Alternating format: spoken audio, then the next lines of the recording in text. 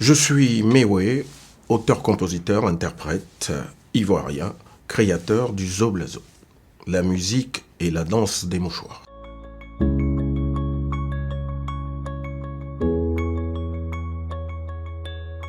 Tout a commencé spontanément. Je suis né doué pour la musique parce que j'ai jamais fait le conservatoire. Je ne vous le conseille pas, mais bon, c'est certainement parce que j'ai eu cette vocation-là. Et Dieu merci, j'ai eu la chance de l'intercepter, de l'entretenir, de faire un apprentissage dans la musique qui m'a amené progressivement à être professionnel de ce métier. Donc j'ai appris le métier avant de l'exercer. Et donc je rentre en studio pour la première fois en 1989. Mais avant ça, j'ai traversé des périodes très difficiles parce que je suis de cette génération-là qui est rentrée dans la vie plus ou moins active de l'apprentissage dans les années 70-80. Et à ce moment-là, la musique était un sot métier en Afrique. Et il fallait donc s'engager dans un bras de fer avec les parents. D'où Mewe. Mewe veut dire mon chemin. J'ai choisi mon propre chemin.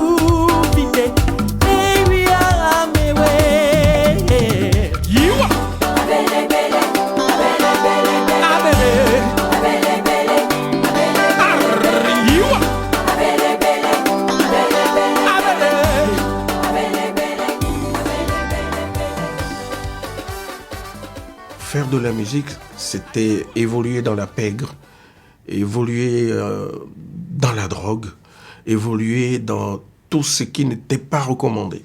Quand on vous inscrit à l'école, les parents à l'époque, c'était pour revenir avec un costume à la maison, cravate, travailler dans un bureau, ou travailler avec une blouse de médecin, ou travailler avec une toque, je ne sais pas moi, de cuisinier, ou bien avec une tenue de magistrat.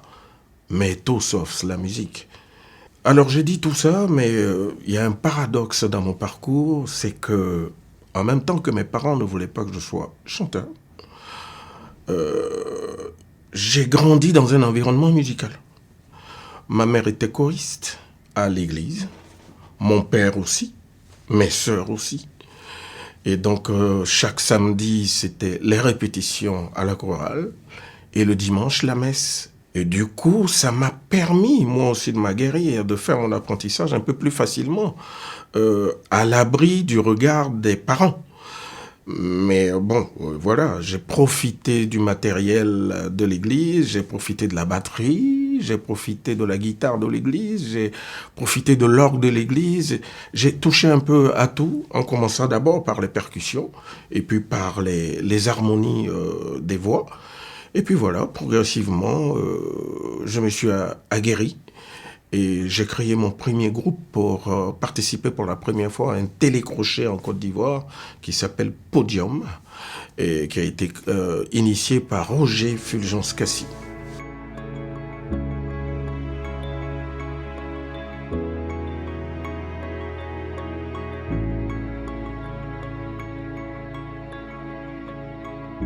En 1981, je suis le meilleur chanteur amateur de Côte d'Ivoire avec mon groupe Les Génitaux. Et quand je sors de la télé et que j'arrive à la maison, mon père, encore un autre paradoxe, est le premier à me porter en triomphe. Et en est très heureux parce que voir son fils à la télé être sur le plan national le numéro 1, forcément c'est une fierté pour la famille. Et donc il a commencé à avoir un autre regard sur mon parcours. Il a adouci un peu sa façon de s'opposer à moi. Et puis bon, ça m'a permis, 4 ans après, de quitter la Côte d'Ivoire pour m'installer en France. Je n'avais pas encore passé le palier du professionnel que je voulais être. J'étais encore amateur. Et en Côte d'Ivoire, je n'avais pas encore les moyens de le faire. Donc je pars à l'aventure en France et j'arrive. Et j'ai la chance de rencontrer des personnes comme Baba Yang, qui m'initie à la musique de studio, qui était mon premier arrangeur. On y travaille pendant 4 ans pour concevoir ce que j'ai appelé le Zoblazo. Pourquoi je crée le Zoblazo? Je crée le Zoblazo parce que mon constat fait à cette époque, la musique ivoirienne existait, certes, mais elle existait timidement hors de nos frontières. Il fallait faire la révolution pour moi. C'est-à-dire il fallait faire en sorte que cette musique-là puisse s'exporter. Et c'est comme ça que j'ai décidé de concevoir mon Zoblazo dans un style avant-gardiste. J'étais en avance sur la mondialisation. J'ai voulu me servir des tam-tams de la Côte d'Ivoire, des percussions de la Côte d'Ivoire, y ajouter des ingrédients de musique moderne, c'est-à-dire rajouter des violons, des cuivres, des guitares saturées, de la batterie, des synthétiseurs. Et c'est comme ça que j'ai créé ma soupe et que j'ai servi au monde entier. Premier album, premier succès. Donc j'y crois définitivement. Et puis bon, ma carrière démarre comme ça, avec les mouchoirs blancs, que j'ai toujours d'ailleurs.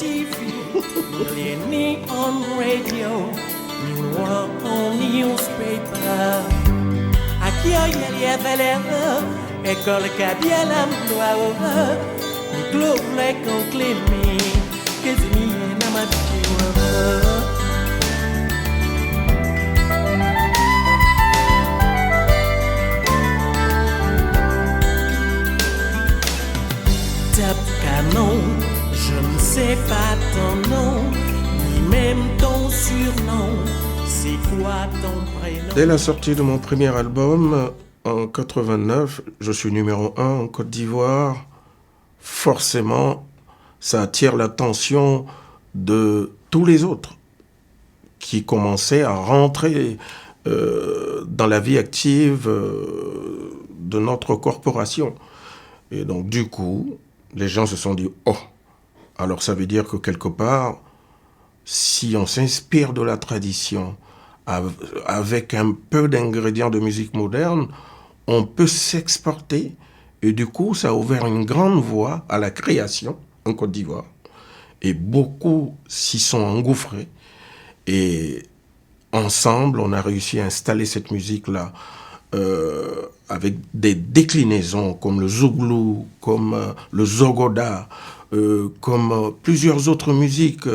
Aujourd'hui, il y a le rap ivoire, aujourd'hui, il y a le coupé décalé, mais toutes ces déclinaisons-là sont inspirées un peu de tout ce que j'ai fait. Et c'est avec beaucoup de fierté que je vois notre musique installée de façon durable sur l'échiquier international.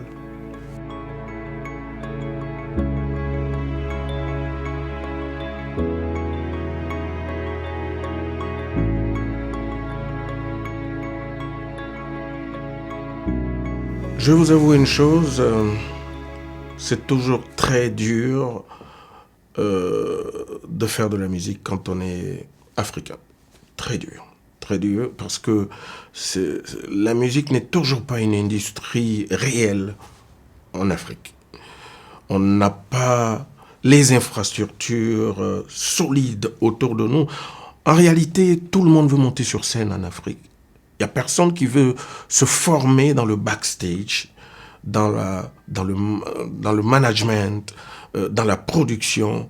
On est entouré de mécènes, de profanes, des gens qui ne sont pas initiés. Et du coup, ça part un peu dans tous les sens. Et donc, c'est dans ce schéma-là que je souhaiterais travailler pour accompagner la jeunesse. Et du coup, c'est installer une école, pourquoi pas, en Côte d'Ivoire, pour encadrer ces jeunes-là.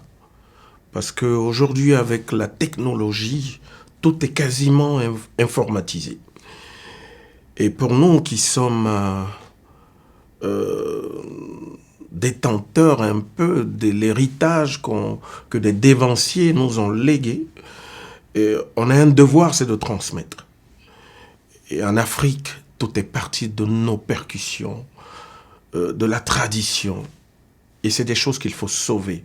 Et mon souhait, c'est de pouvoir amener ces jeunes-là à continuer à s'en inspirer, à les utiliser pour que voilà, cet héritage-là soit protégé.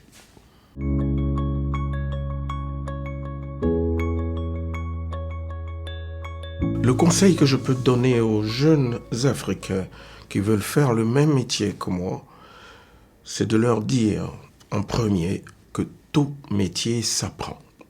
Malheureusement aujourd'hui, avec la technologie, on peut faire de la musique sans être initié. Mais c'est un piège. Vous pouvez faire un tube aujourd'hui par hasard. Parce que le hasard, il existe. Mais alors, le plus dur, c'est de rééditer l'exploit. Il faut que vous puissiez faire un tube et faire un deuxième tube après, et un troisième. Mais le seul secret, c'est de connaître le métier. Alors, connaître le métier, c'est quoi? Apprenez à faire de la musique. Faire de la musique, c'est exploiter des notes de musique. Si vous avez une notion même d'accords, de notes, du do, du ré, du mi, vous pouvez plaquer des accords, ça suffira pour vous permettre d'avoir une base. Ça, c'est déjà bien. Après, maintenant, comme on le dit souvent en Afrique, c'est en forgeant qu'on devient forgeron.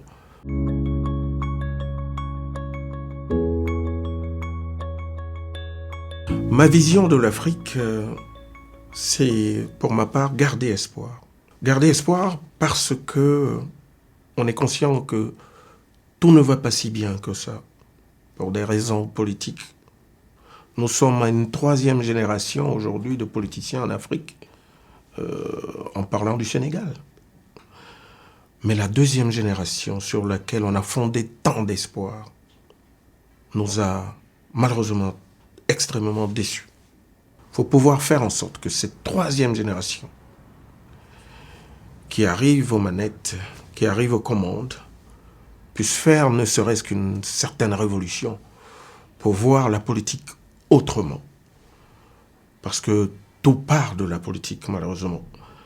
Et c'est en cela qu'on pourra peut-être pouvoir avoir matérialisé un peu ce rêve-là de voir l'Afrique avoir la parole, avoir droit de citer dans le concert des grandes nations du monde. Et c'est tous mes vœux pour l'Afrique de demain.